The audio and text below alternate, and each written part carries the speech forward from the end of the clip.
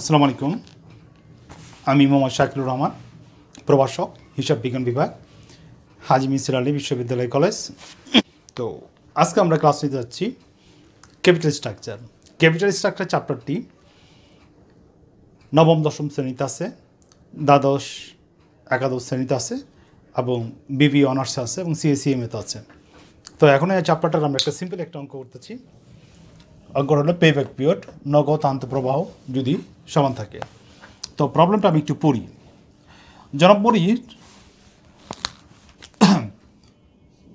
10 লক্ষ টাকা বিনিয়োগ করে একটি ব্যবসা শুরু করতে চায়। সে আশা করছে যে গত 5 বছরে বার্ষিক নগদ আন্তঃপ্রবাহ হবে 2,50,000 টাকা। বার্ষিক নগদ আন্তঃপ্রবাহ হবে 2,50,000 টাকা। এমন তো অবস্থায় মনির বিনিয়োগ করে টাকা উঠাতে কত সময় লাগবে? রিকোয়ারমেন্ট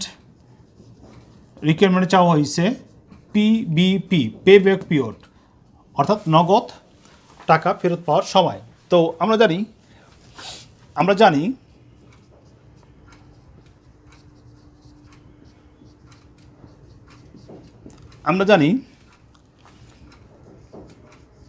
পে ব্যাক পিরিয়ড সমান প্রাথমিক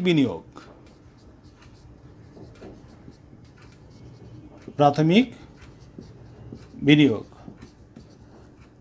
ডিভাইডেড বাই বার্ষিক নগদ আন্তঃপ্রবাহ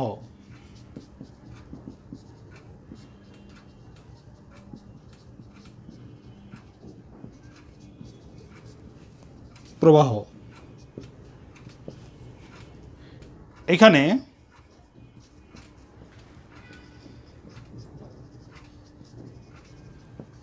প্রাথমিক বিনিয়োগ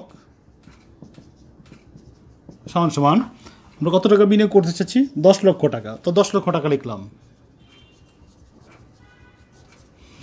এবং বার্ষিক নগদ আন্তঃপ্রবাহ কত? 2,50,000 টাকা।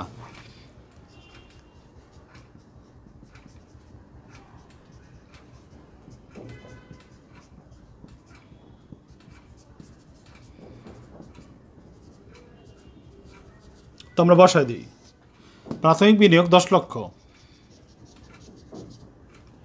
2,50,000 ভাগ করলে কত? এখানে 4 বছর। অর্থাৎ জনাব মনির যদি 10 লক্ষ টাকা বিনিয়োগ করে, তার বিনিয়োগকৃত টাকা ফেরত আসতে সময় লাগবে 4 বছর। পেব্যাক পিরিয়ডের মাধ্যমে জানা যায় বিনিয়োগকৃত টাকা কত বছরের মধ্যে তার কাছে ফেরত আসবে। এখন আমরা চলে যাব নেক্সট অঙ্কে। আমাদের নেক্সট অঙ্ক হইল গিয়া, যদি নগদ আন্তঃপ্রবাহ অসমান থাকে তখন আমরা কিভাবে পেব্যাক পিরিয়ড বের করব। তো আমরা আমাদের দ্বিতীয় প্রবলেমটা সেট করলাম। তো প্রবলেমটা আমি একটু পড়ি। জনাব মারুফ 16 লক্ষ টাকা বিনিয়োগ করতে চেয়েছে। উক্ত ব্যবসা থেকে বিভিন্ন বছরে নগদ আন্তঃপ্রবাহ বছর আছে এখানে 6টা, 1, 2, 3, 4, 5, 6। প্রথম বছর 4 লক্ষ টাকা, দ্বিতীয় বছর 5 লক্ষ টাকা, তৃতীয়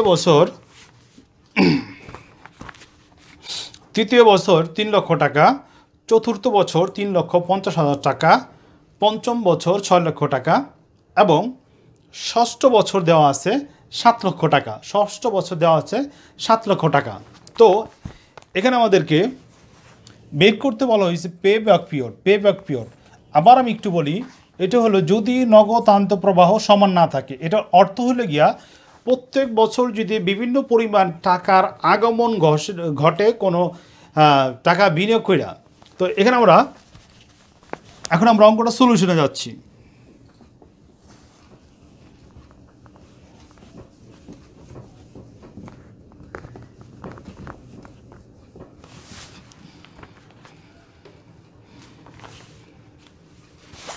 তো যদি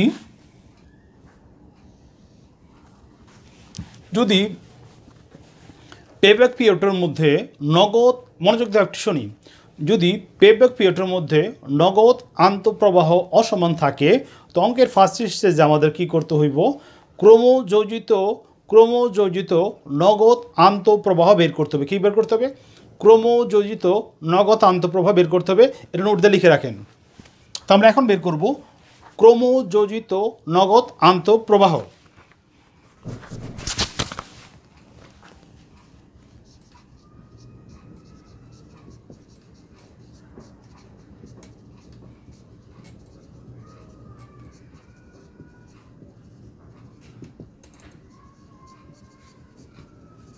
তো ক্রমযোজিত নগদ আন্তঃপ্রবাহ বের করার জন্য আমাদের আরেকটা ঘর এখানে লাগবে।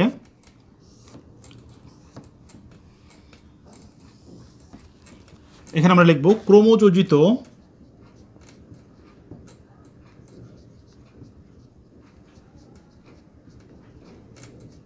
নগদ আন্তঃপ্রবাহ। তো আপনারা পরিসংখ্যানে ক্রমযোজিত নগদ আন্তঃপ্রবাহ বের করছেন। তারপর আমি একটু রিপিট করি। ক্রমযোজিত নগদ আন্তঃপ্রবাহ বের করার নিয়ম হচ্ছে, প্রথম যে আছে এটা আমি কপি করে লিখে দেবো। প্রথম 4 লক্ষ টাকা, 4 লক্ষ। এরপরের বছরও আছে কত? ক্যাশ ইনফ্লো অথবা নগদ আন্তঃপ্রবাহ 5 লক্ষ। 4 লক্ষ 5 লক্ষ যোগ করলে কত হয়? 9 লক্ষ টাকা,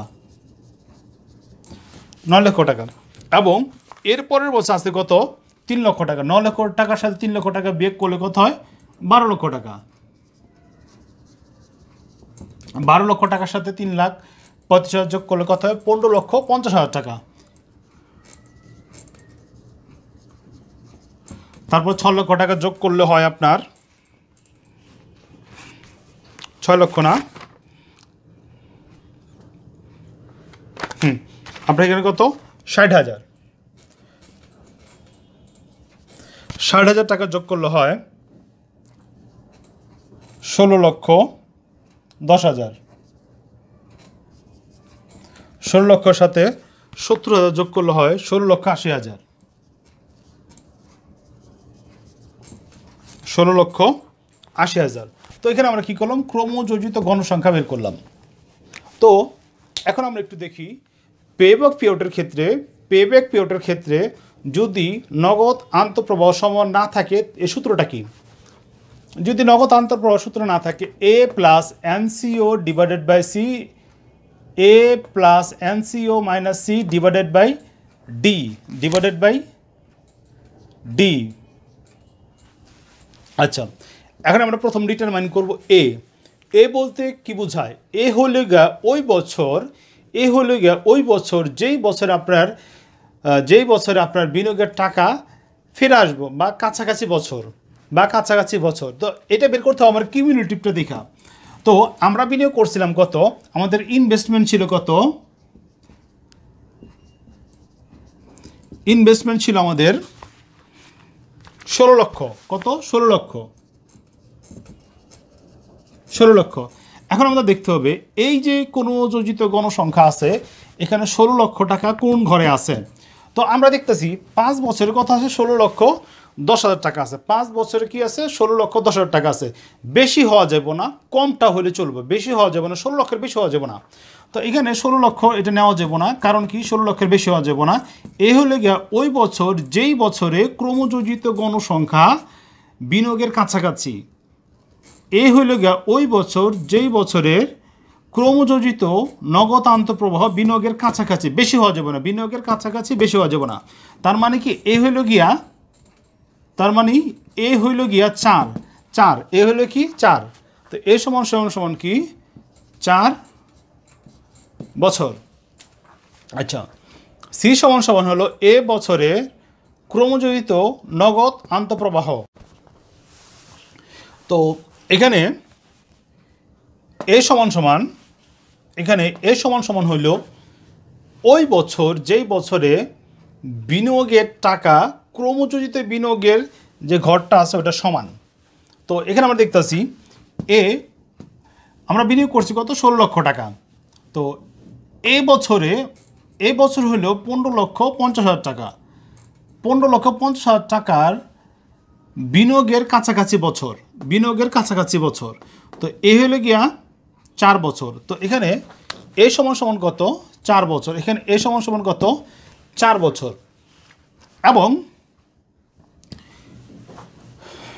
সি সমান সমান আচ্ছা এনসিও হলো বিনিয়োগের পরিমাণ, এনসিও হলো বিনিয়োগের পরিমাণ। বিনিয়োগ কত করছি আমরা? 16 লক্ষ। বিনিয়োগের পরিমাণ কি? 16 লক্ষ। এনসি হলো নিট ক্যাশ আউটলে, এনসি হলো নিট ক্যাশ আউটলে।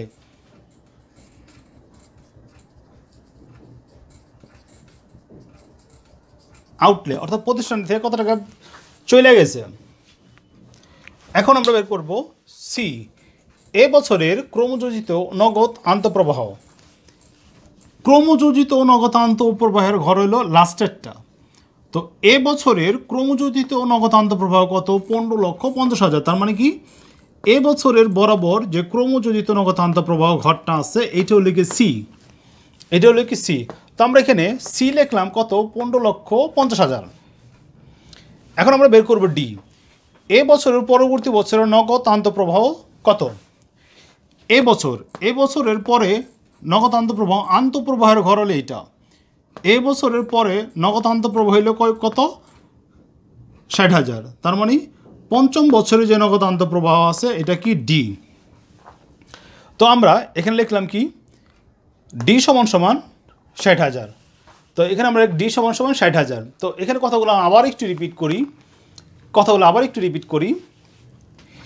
এ বছর হইলে ওই বছর যে বছরের ক্রমযোজিত নগদ আন্তঃপ্রবাহ বিনিয়োগের কাছাকাছি, বেশি হওয়া যাবে না। আমরা এটা নিতে পারি না, 16,10,000 টাকা নিতে পারব না, কাছাকাছি। তার মানে কাছাকাছি যতই কম হোক না কেন ওইটা আমাদের নিতে হইব। তার মানে এ বছর কত? 4। 4-এর বরাবর সি, সি এর নিচে ডি, 4-এর বরাবর সি, সি এর নিচে ডি, 4-এর বরাবর সি, সি এর নিচে ডি। তো আমাদের অঙ্কের মধ্যে প্রথম যে কাজটা করতে হইব, এ বছরটা নির্ণয় করতে হবে ক্যাপিটাল বাজেটের ক্ষেত্রে। এ বছর হলো ওই বছর যেই বছরের ক্রমযোজিত গণসংখ্যা বিনিয়োগের কাছাকাছি, বেশি না, বিনিয়োগের কাছাকাছি বেশি না, বিনিয়োগের কাছাকাছি বেশি না। তো কত? 15,50,000 এবং এ সমান সমান সি, সি সমান সমান ডি। যদি আমরা এই তিনটা জিনিস নির্ণয় করতে পারি তো আমাদের অঙ্ক খুবই সহজ হয়ে যাবে। তো এখন আমরা অঙ্কটা সলিউশন করতেছি। তো এখানে আমরা সবগুলো এখানে বসাই দিচ্ছি। এ সমান সমান 4 বছর, এনসিও 16 লাখ, সি সমান সমান 15,50,000, ডি সমান সমান 60,000।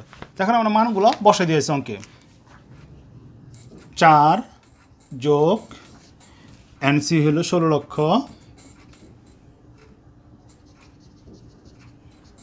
এখানে হলো 15,50,000, ডি হলো গিয়া 60,000। তো এখানে ক্যালকুলেশন করলে দেখা যায় এখানে হয় 4 যোগ এটা যদি ভাগ করি, বিয়োগ করি, উপরে হয় 50,000, এখানে হয় 60,000। তো 4 যোগ 0.83 সমান সমান 4.83 বছর। অর্থাৎ এই প্রতিষ্ঠানটির পেব্যাক পিরিয়ড হলো 4.83 বছর। অর্থাৎ যদি জনাব মারুফ 16 লক্ষ টাকা বিনিয়োগ করে, তার বিনিয়োগকৃত টাকা ফেরত আসতে সময় লাগবে 4 বছর 4.83 বছর, অর্থাৎ 4 বছর 8 মাসের চেয়ে একটু বেশি সময় লাগবে তার বিনিয়োগকৃত টাকা ফেরত আসতে। তো আজকে আমরা শিখলাম পেব্যাক পিরিয়ড যদি নগদ আন্তঃপ্রবাহ অসমান থাকে, পেব্যাক পিরিয়ড যদি নগদ আন্তঃপ্রবাহ অসমান থাকে। তো আমাদের আজকের ক্যাপিটাল বাজেটের ক্লাস এখানে সমাপ্তি। পরবর্তী লেকচার দেখার জন্য আমন্ত্রণ রইল।